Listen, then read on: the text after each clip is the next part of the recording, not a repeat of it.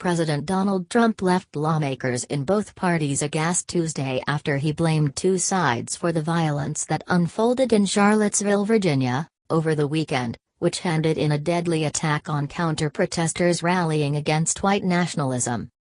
Senator Marco Rubio, Republican Florida, went on a tweet storm decrying the president for his remarks, which were made during a freewheeling news conference at Trump Tower in which Trump equated white supremacists on the right to the alt-left. "Mr. President, you can't allow white supremacists to share only part of blame. They support idea which cost nation and world so much pain," he wrote. "When entire movement built on anger and hatred towards people different than you, it justifies and ultimately leads to violence against them. There are two sides to a story. I thought what took place was a horrible moment for the country, but there are two sides to a story," the president said Tuesday, doubling down on remarks he made Saturday, when he blamed many sides for the riots that erupted in violence. Republican leaders reacted swiftly to condemn white supremacy, although many did not mention Trump.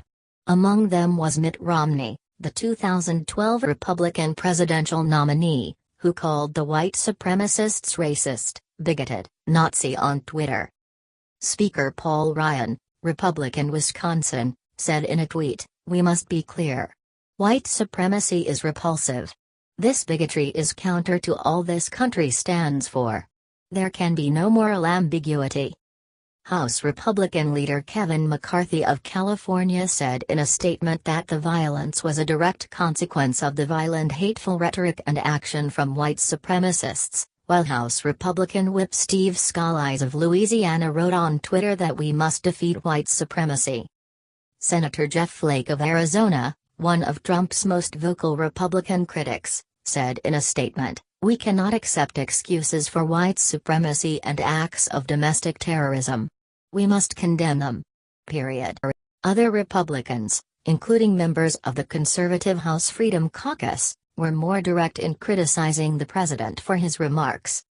Flake's Senate colleague from Arizona, John McCain, the 2008 Republican presidential nominee, tweeted, "There's no moral equivalency between racists and Americans standing up to defy hate and bigotry. The President of the United States should say so." Representative Justin Amash of Michigan mocked the president for calling the white supremacists very fine people, noting that they chanted racist and anti-Semitic slogans.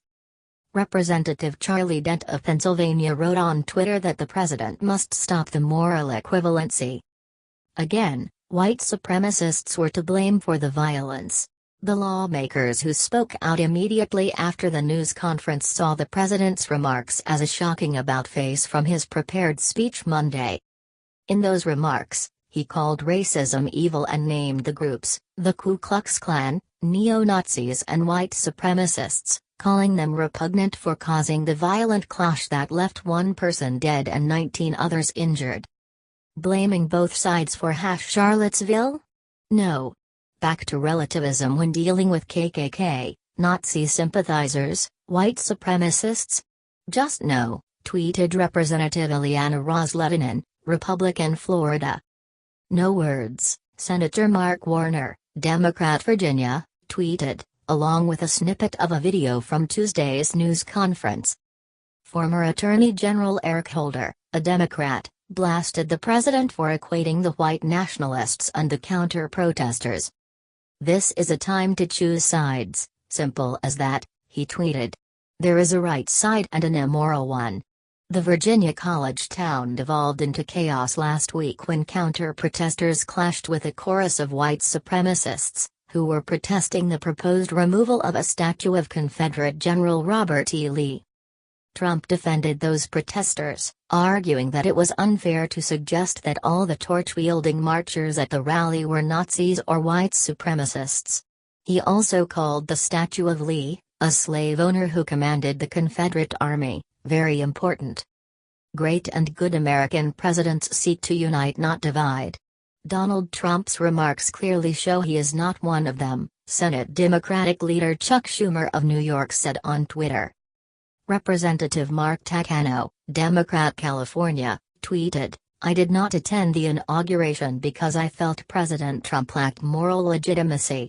This is exactly what I was talking about.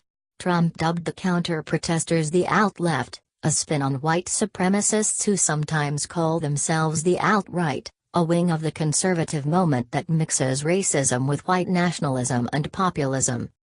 The president's continued talk of blame on many sides ignores the abhorrent evil of white supremacism, and continues a disturbing pattern of complacency around acts of hate from this president, his administration and his campaign for the presidency, House Democratic leader Nancy Pelosi of California said in a statement. From the beginning, President Trump has sheltered and encouraged the forces of bigotry and discrimination, she added. Virginia Governor Terry McAuliffe, a Democrat, also sharply rebuked the remarks. Neo-Nazis, Klansmen and white supremacists came to Charlottesville heavily armed, spewing hatred and looking for a fight. One of them murdered a young woman in an act of domestic terrorism. This was not both sides, he said.